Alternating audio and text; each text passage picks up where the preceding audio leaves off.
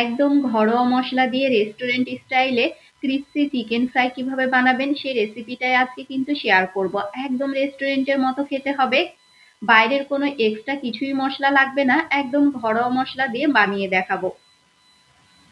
তো chicken fry বানানোর জন্য যে যে উপকরণগুলো লাগবে সেগুলো ফার্স্টে আমি রেডি করে নেব। এখানে আমি নিয়ে নিলাম 1 কাপ মতো দুধ।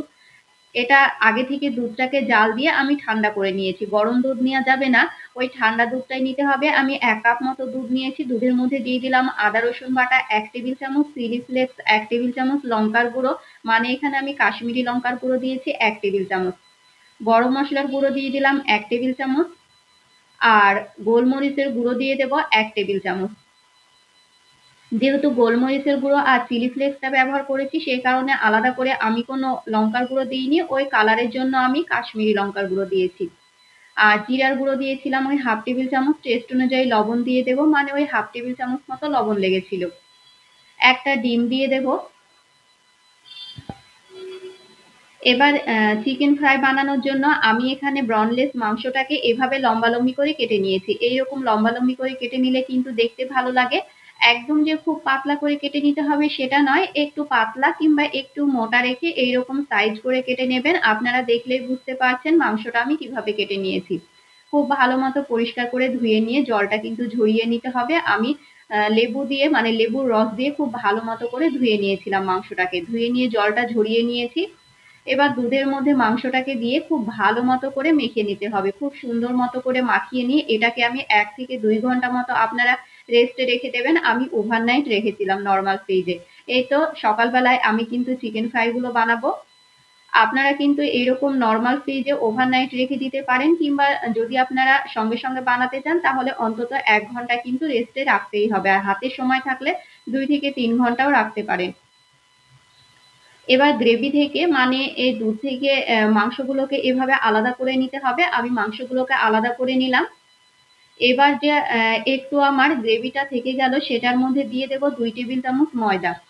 আপনাদের যতটা দুধটা বেঁচে যাবে সেই হিসাবে ময়দাটা দেবেন। আমার 2 টেবিল চামচ ময়দা দিলেই কিন্তু হয়ে যাবে, যেহেতু আমি ব্যাটারের ঘনত্বটা খুব বেশি পাতলা করব না, আবার খুব বেশি ঘন করব না, এইরকম রেখে কিন্তু আপনাদেরকে বুঝে ময়দাটা দিতে হবে। আমি ওই 2 টেবিল চামচ ময়দা দিয়েছিলাম, ওটাকে এক সাইডে রেখে দিলাম। এবার আমি একটা প্লেটের মধ্যে দিয়ে দিলাম 1 কাপ মানে 1.25 কাপ মতো ময়দা, আর 1/2 কাপ দিয়ে দেবো কর্নফ্লাওয়ার। 1.25 কাপ ময়দা দিয়েছিলাম আর 1/2 কাপ দিয়ে দিলাম কর্নফ্লাওয়ার। এটার মধ্যে দিয়ে দেবো 1/2 টেবিল চামচ লবণ। বেশি লবণ দেওয়ার প্রয়োজন নেই, ওই 1/2 টেবিল চামচ মতো দিলেই হবে। 1 টেবিল চামচ দিয়ে দেবো লঙ্কার গুঁড়ো, আর একদম সামান্য পরিমাণে দিয়েছিলাম গোলমরিচ গুঁড়ো, মানে 1/2 টেবিল চামচেরও কম দিয়েছিলাম গোলমরিচ গুঁড়ো। সমস্ত কিছুকে খুব ভালো মতো মিশিয়ে নিতে হবে। এভাবে একবার হলো বাড়িতে বানিয়ে দেখবেন, বাইরে থেকে আর কিনে খেতে ইচ্ছেই করবে না। আমার তো মনে হয়েছিল বাড়িটাই বেশি টেস্টি ছিল।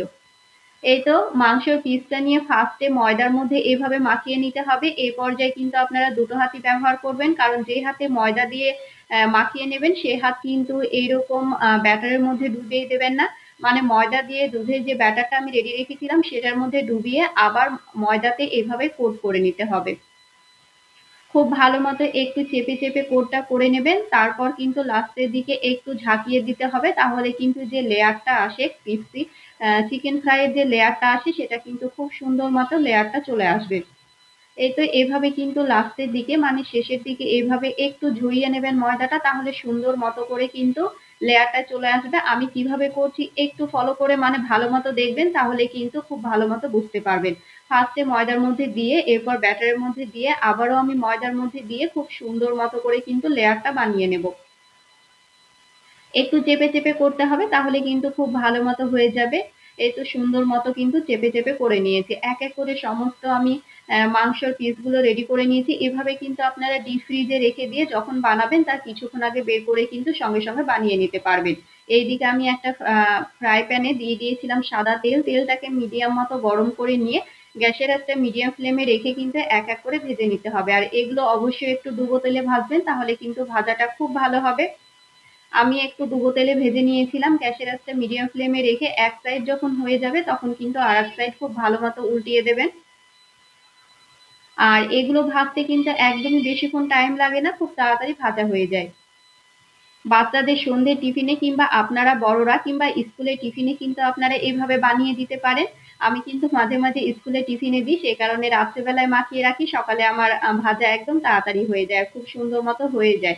উল্টিয়ে পাল্টিয়ে খুব সুন্দর মতো করে আমি ভেজে নিয়েছি। দেখুন এইরকম কালার করে কিন্তু ভেজে নিতে হবে।